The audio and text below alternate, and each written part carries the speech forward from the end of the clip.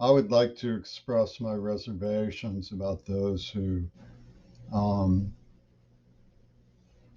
sadistically lampoon, threaten, and cajole me for expressing my views.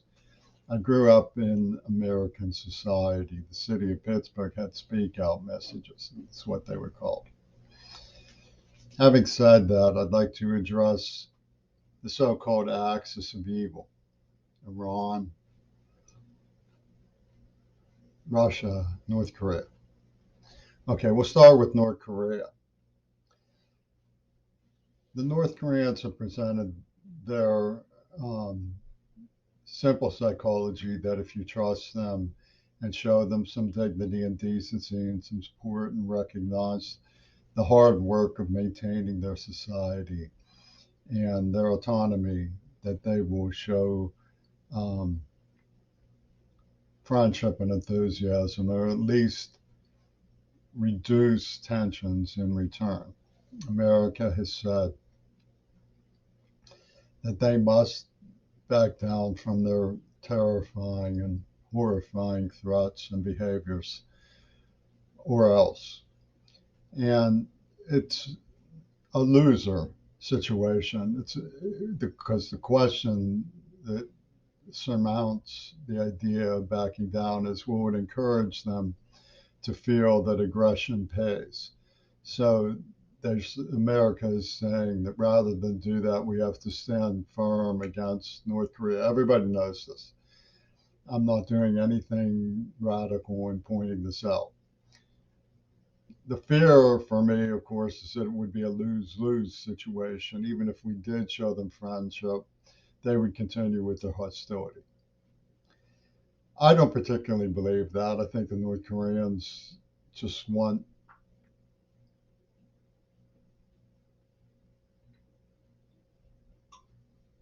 their meaningful existence to be recognized and accepted. Okay, we'll move to Russia. There's a lot of hoopla about Putin being Weasler. I mean, everybody knows I find the Angry Fathers movement of the fundamentalists to be insufferable. You know, all the sniveling about,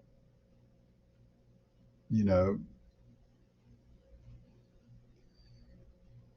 people being people.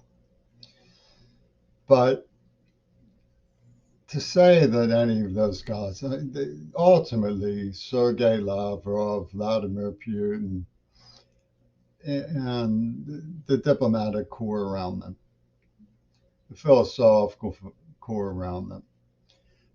And I'm not putting aside what they've done to Navalny, Alexei Navalny, I mean, which stands as an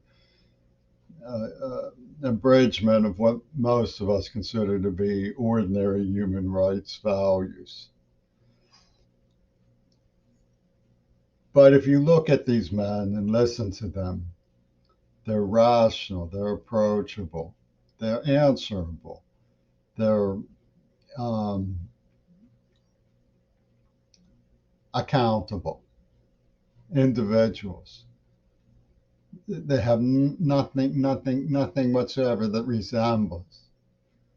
Nothing. The hysteria, the mindlessness, the hatred for anything human that came out of Weisler's Germany. Nothing to do with Goebbels. Nothing. There's an actual foundation and evidence for the justifications that Putin is giving for his what he calls a special military operation. Even if you don't agree with that, all of those men are cogent people. They're intelligent people. They're ultimately desirable men to be able to work with, talented.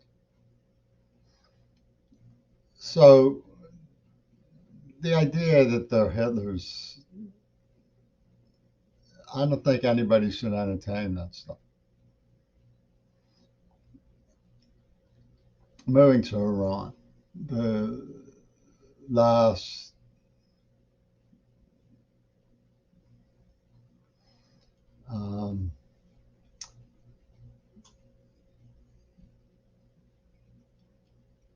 symbol of Bush's inanity.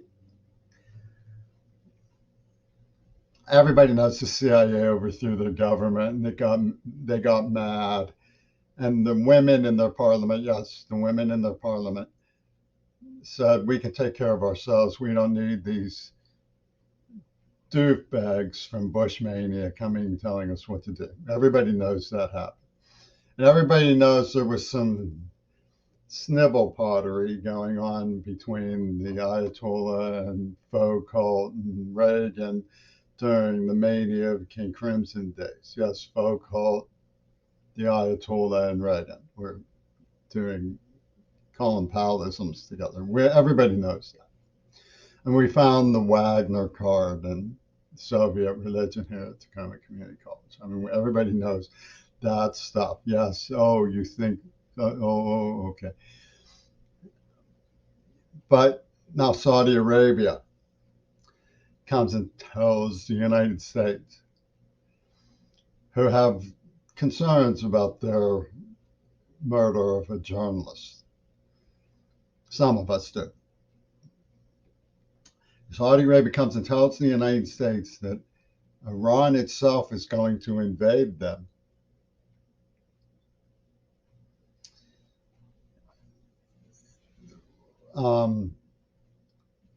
Saudi Arabia was really very, um, let's say, challenged by Arab Spring. And it makes a nice little story that Iran was behind Arab Spring and stuff. I mean, you know what to expect from Sunak and his buzzards. You know, oh, the Green Party is keeping the peace by controlling and puppeteering terror in Seattle's hoods. But those climate change activists, they're going to build a Chinese wall in Cincinnati. You know what to expect from the buzzardliness of Sunak and his tribe.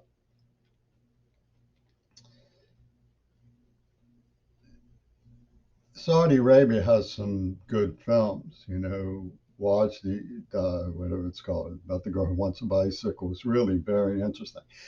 I think the tempest in the streets of Iran over a woman killed for her hijab is really, really serious human rights activism. But people are conditioned to push extremes to prove their stereotypes. Yes, they push extremes to prove their stereotypes.